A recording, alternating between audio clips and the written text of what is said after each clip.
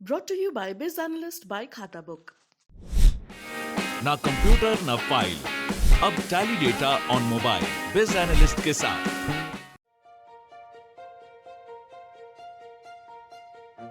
एक वक्त था जब जेट एयरवेज आसमान की ऊंचाइयों पर था, लेकिन वक्त का पासा ऐसा पलटा कि आसमान में ऊंची उड़ानें भरने वाली ये एयरलाइन जमीन पर ऐसी आई कि फिर कभी उड़ नहीं पाई।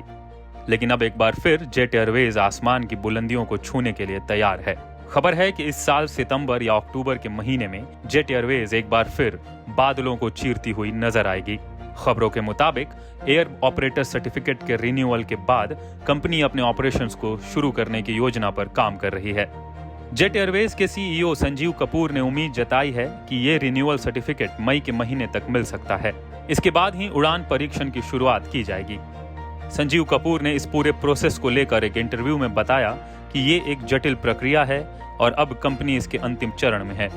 कंपनी की कोशिश है कि इस बार सब कुछ सही तरीके से हो और गलती की कोई गुंजाइश न रहे। संजीव कपूर ने ये उम्मीद जताई है कि अगर सब कुछ ठीक रहा तो इस साल अक्टूबर तक जेट एयरवेज की सेवाएं एक बार फिर शुरू हो जाएंगी। भारतीय एयरलाइन इंडस्ट्री के लिए जेट एयरवेज एक जाना माना नाम है। देश सहित विदेशों में भी जेट एयरवेज काफी मशहूर है और लंबे समय तक ग्राहकों की पहली पसंद रहा है। जेट एयरवेज की शुरुआत 90 के दशक में नरेश गोयल ने की थी। एक वक्त था जब जेट के पास 120 प्लेन थे। जल्द ही कंपनी बुलंदियों पर पहुंची और हर रोज करीब 650 फ्लाइट्स ऑपरेट करती थी। हालांकि जब कंपनी का बुरा दौर शुरू हुआ तो इसके पास सिर्फ 16 प्लेन रह गए थे।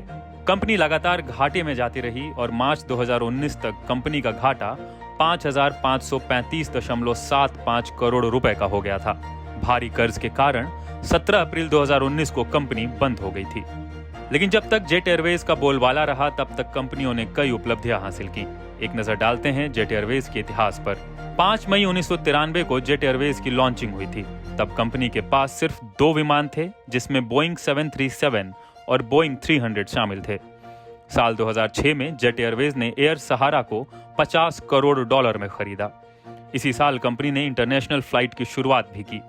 2013 में इतिहाद एयरवेज ने जेट का 24% शेयर खरीदा।